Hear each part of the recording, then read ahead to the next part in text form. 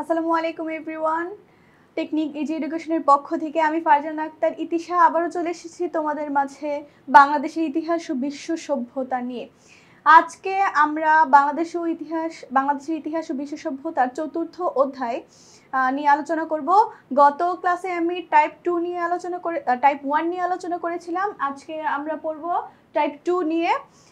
Type 2 তে আছে হচ্ছে মাছনে যুগ ও পাল বংশ 750 থেকে 1161 খ্রিস্টাব্দ পর্যন্ত। আচ্ছা, তাহলে আমাদের প্রথম এমসিকিউটা কি?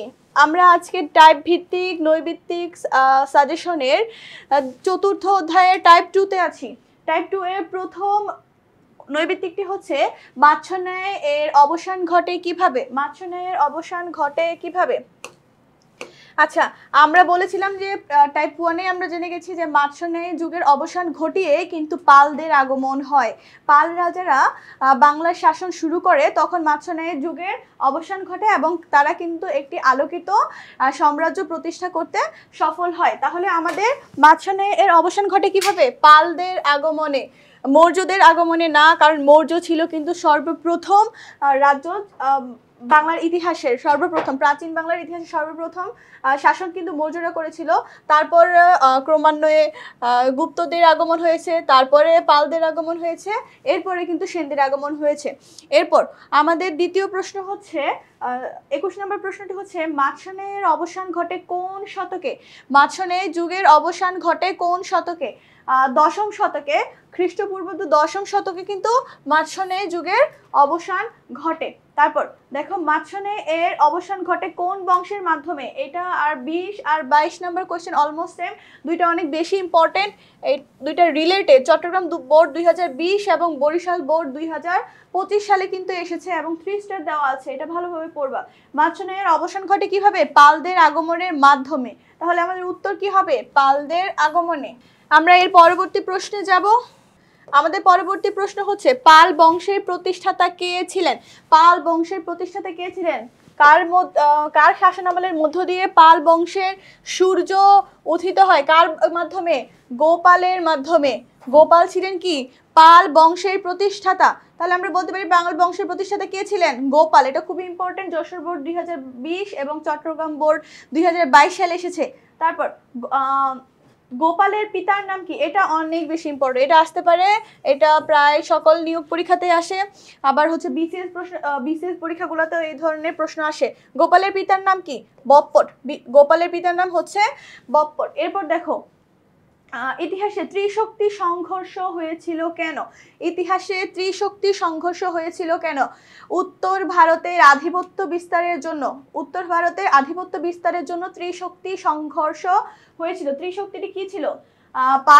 পাল রাজবংশের ছিল ধর্মপাল, তারপর ছিল হচ্ছে রাষ্ট্রকূট বংশ, আর ছিল আরেকটা কি যেন বংশ ছিল, তিনটা রাষ্ট্র একসাথে ওরা শাসন কার্য পরিচালনা করতো, কিন্তু তাদের সবার মধ্যেই ছিল আধিপত্য বিস্তারের একটি প্রবণতা। সবাই চাইতো যে আমি একাই আধিপত্য বিস্তার করব, এই কারণে তাদের মধ্যে একটি সংঘর্ষ সৃষ্টি হয়। উত্তরটা কি হবে? উত্তর ভারতের আধিপত্য বিস্তারের জন্য। এটা খুব ইম্পর্টেন্ট, ঢাকা বোর্ড 2022 এবং বরিশাল বোর্ড 2024 সালে এটি এসেছে।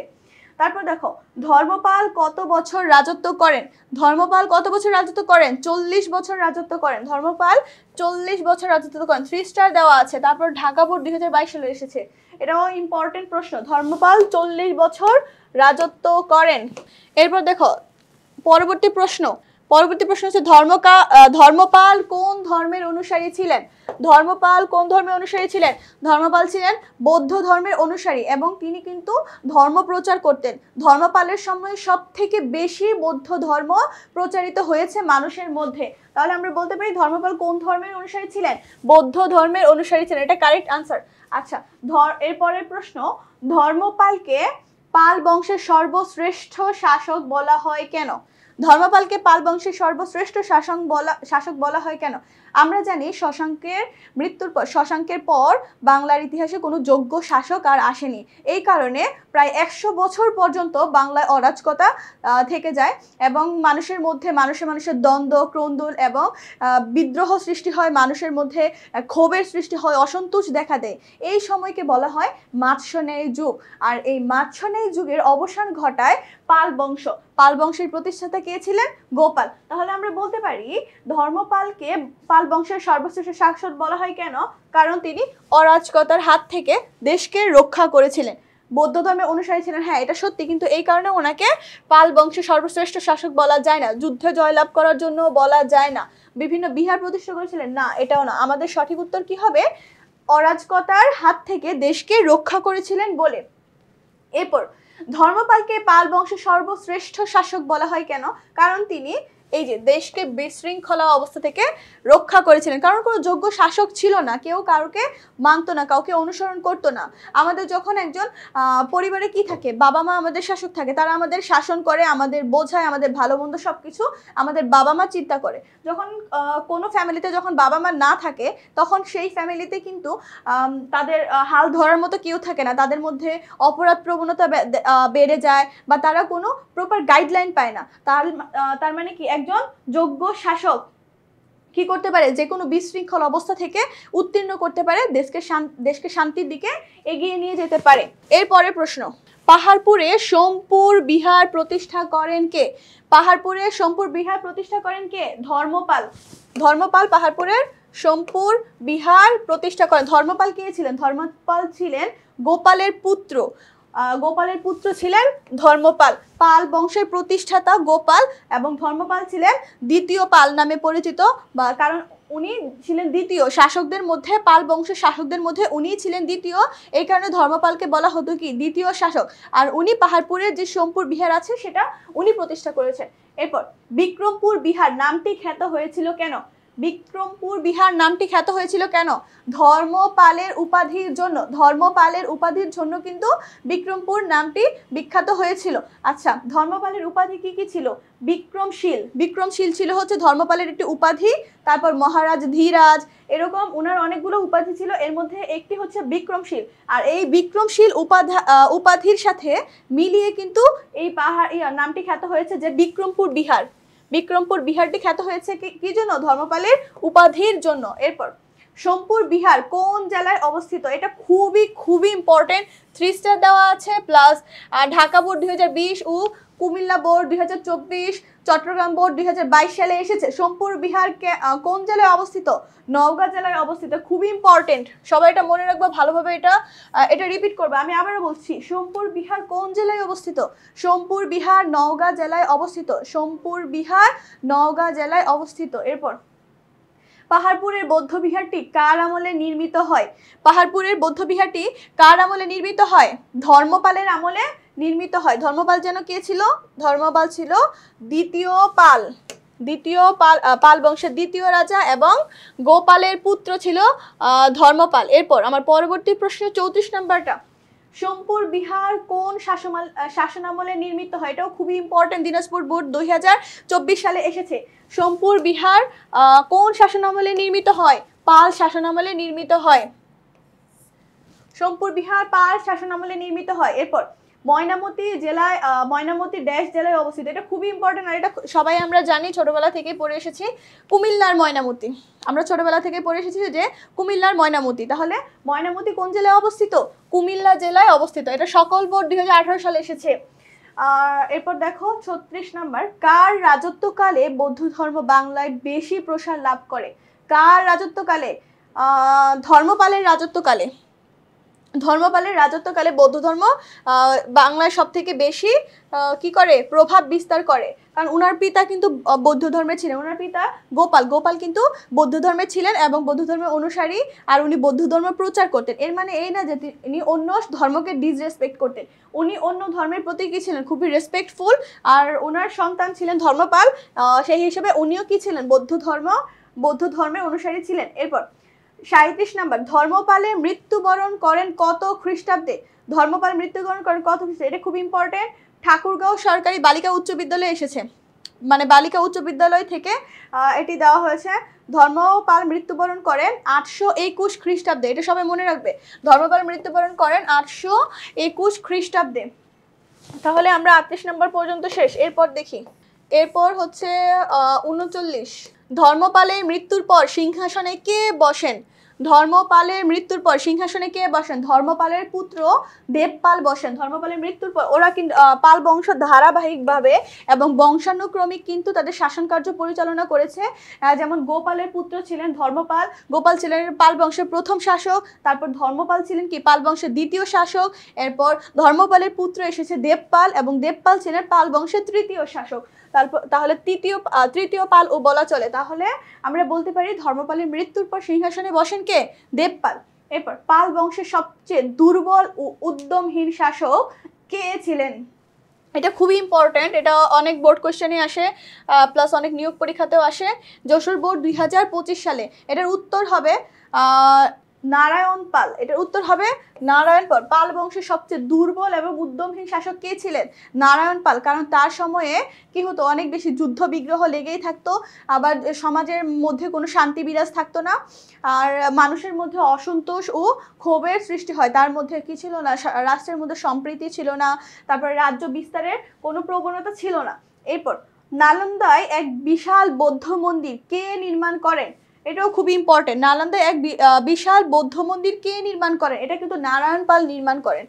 তিনি নারায়ণ পাল নির্মাণ করেন। যদিও তিনি দুর্বল এবং উদ্যমহীন শাসক ছিলেন, কিন্তু এই বৌদ্ধ মন্দিরটি উনি নির্মাণ করেছেন। এরপর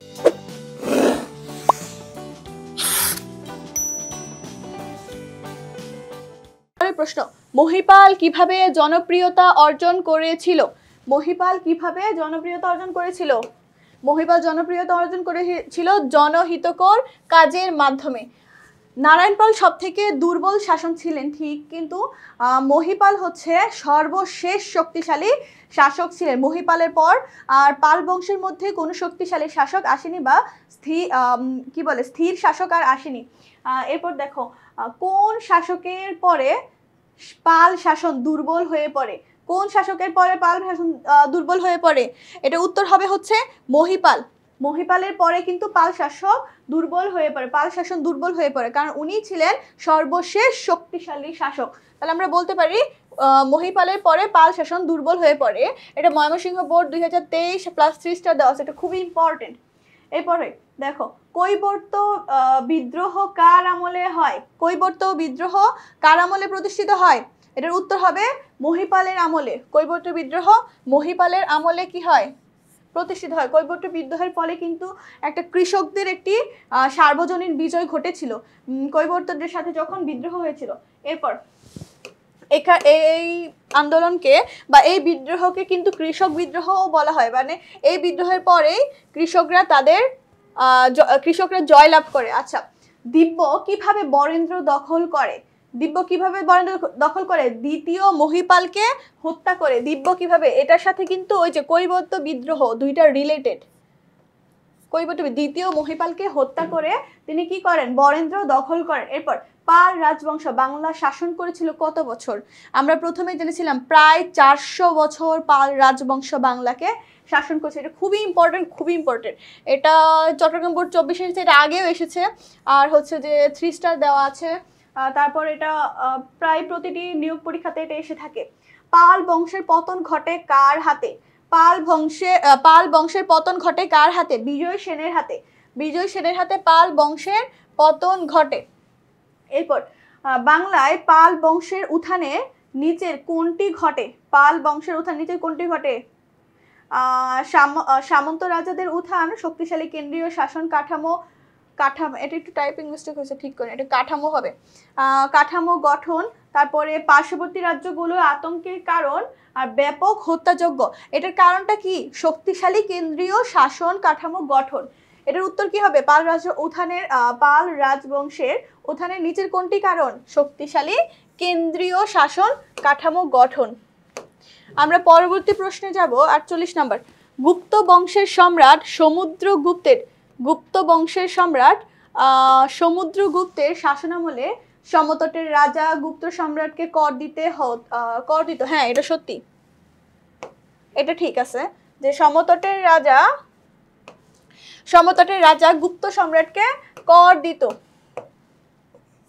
তারপর কি কুমিল্লা অঞ্চল গুপ্ত সম্রাটের অধীনে ছিল। হ্যাঁ, কুমিল্লার প্রাচীন নাম হচ্ছে কুমিল্লার সমতট, আর সমতট ছিল গুপ্ত সম্রাটের অধীনে। কুমিল্লার প্রাচীন নাম কি? সমতট। সমতট ছিল গুপ্ত সম্রাটের অধীনে। এরপর বগুড়া, রংপুর ও রাজশাহী গুপ্তদের প্রদেশ ছিল। হ্যাঁ, এটাও ঠিক আছে। তাহলে আমাদের উত্তর কি হবে? গুপ্ত বংশের সম্রাট সমুদ্রগুপ্তের শাসনামলে কি তিনটাই হয়েছিল, উত্তর হবে ঘ। এরপর ধর্মপালকে পাল বংশের শ্রেষ্ঠ রাজা কেন বলা হয়? শ্রেষ্ঠ রাজা কেন বলা হয়? ধর্মপালকে পাল বংশের শ্রেষ্ঠ রাজা বলা হয়। গোপালের পুত্র ছিলেন ধর্মপাল বা দ্বিতীয় পাল। আমরা ওনাকে দ্বিতীয় পালও বলতে পারি। কেন? শিক্ষানুরাগী ছিলেন বলে, হ্যাঁ, নিজ ধর্ম ছাড়া অন্যান্য ধর্মের প্রতি শ্রদ্ধাশীল ছিলেন বলে। এটা খুবই উত্তর ভারতে প্রভুত্ব স্থাপনে সক্ষম হয়েছিল বলে। অপশন হচ্ছে তিনটি।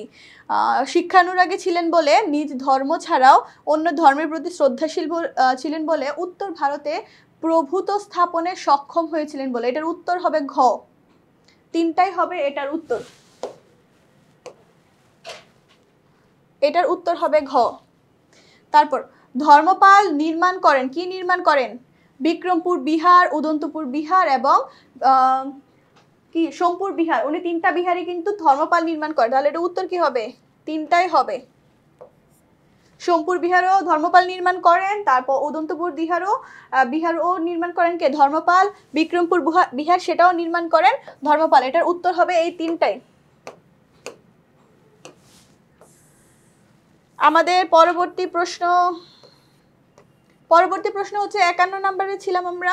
পাল যুগের অন্যতম বৈশিষ্ট্য কি? পাল যুগের অন্যতম বৈশিষ্ট্য হচ্ছে সকল ধর্মের পৃষ্ঠপোষকতা, জ্ঞান বিজ্ঞানের পৃষ্ঠপোষকতা, আর হচ্ছে উন্নয়নমূলক কর্মকাণ্ডের পৃষ্ঠপোষকতা। তাহলে এটা উত্তর কি হবে?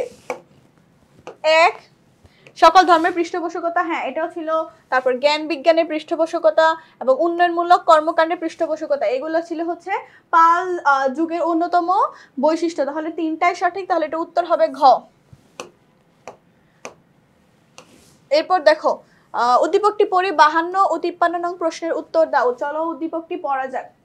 রাজা সুদেবের মৃত্যুর পর বাংলার বিভিন্ন অঞ্চলে বিশৃঙ্খলা ও অরাজকতা সৃষ্টি হয়। ভূস্বামীরা রাজা হওয়ার জন্য সংঘাতে জড়িয়ে পড়েন। সকল অধিপতিরা ছোট ছোট অঞ্চলগুলোকে কি করে? গ্রাস করে ফেলে। এই রাজা সুবেদারের সাথে কোন রাজার মিল রয়েছে? কোন শাসকের মিল রয়েছে? শশাঙ্কের সাথে মিল রয়েছে। কারণ শশাঙ্ক যখন মারা যায়, মানে শশাঙ্কের শাসনের পর আর কোনো যোগ্য শাসক বাংলায় আসেনি। এই কারণে বাংলায় একটি বিশৃঙ্খলা ও অরাজকতার সৃষ্টি হয়, যা এখানে রাজা সুবেদারের সাথে সঙ্গতিপূর্ণ। আচ্ছা ঠিক আছে, তাহলে আমাদের প্রশ্নের উত্তর হবে উদ্দীপকটি পড়ে সুবেদারের সাথে বাংলার কোন শাসকের মিল খুঁজে পাওয়া যায়? মাত্রই বললাম যে শশাঙ্কের মিল পাওয়া যায়। এরপরে উক্ত রাজ্যটি দুর্যোগপূর্ণ হওয়ার কারণ কি? বলো, উক্ত রাজ্যটি দুর্যোগপূর্ণ হওয়ার কারণ কি? যোগ্য শাসকের অভাব, হ্যাঁ এটা একটা কারণ। তারপরে হচ্ছে আধিপত্য বিস্তার, হ্যাঁ এটাই কারণ, এটাও একটা বড় সড়ো কারণ। তারপর হচ্ছে সাম্রাজ্যের দুর্বলতা, এটাও কারণ। কারণ রাজার শশাঙ্কের মৃত্যু হওয়ার পর একজন যোগ্য শাসক আসেনি। তারপর হচ্ছে কি সবাই আধিপত্য বিস্তার করতে চাইতো, সবাই চাইতো যে সবাই রাজা হবে, সেই সবকিছু সামলাবে। তারপরে সাম্রাজ্যের দুর্বলতা, সাম্রাজ্যের মধ্যে কি ছিল? দুর্বলতা ছিল। এইসব কারণেই মূলত দুর্যোগপূর্ণ হয়ে গিয়েছে বা অরাজকতার সৃষ্টি হয়েছে, যা বাংলায় মাৎসনের নামে পরিচিত। তাহলে এটা উত্তর হবে ঘ। আমাদের এর পরের প্রশ্ন হচ্ছে নিচের ছকটি পড়ে 54 ও 55 নং প্রশ্নের উত্তর দাও। প্রথমে কি আছে? শশাঙ্কের মৃত্যু। তারপর কি আছে? 100 বছর পর্যন্ত, 100 বছর, কিন্তু 100 বছর পর্যন্ত কি?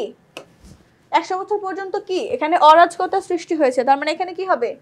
মাৎসন্যায় যুগ, মানে মাৎসন্যায় অরাজকতা। এই যে এটা হবে উত্তর। মাৎসন্যায় যুগ হয়েছিল, যুগের সূচনা হয়েছে কখন? শশাঙ্কের মৃত্যুর 100 বছর পর পর্যন্ত যেই অরাজকতা বিরাজ করে সেটি মাৎসন্যায় যুগ নামে পরিচিত। এরপর দেখো চিত্রে কিউ স্থানের ফলাফল কি ছিল? আচ্ছা, মাৎসন্যায় যুগের ফলাফল কি ছিল?